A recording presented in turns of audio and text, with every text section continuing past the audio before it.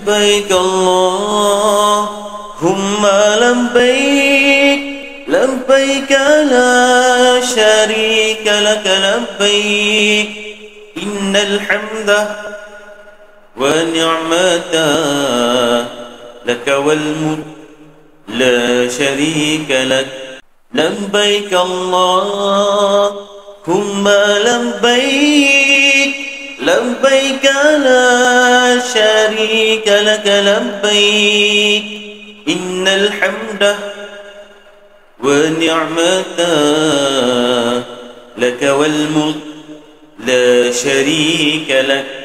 Selamat Hari Raya Aidiladha saya ucapkan kepada semua.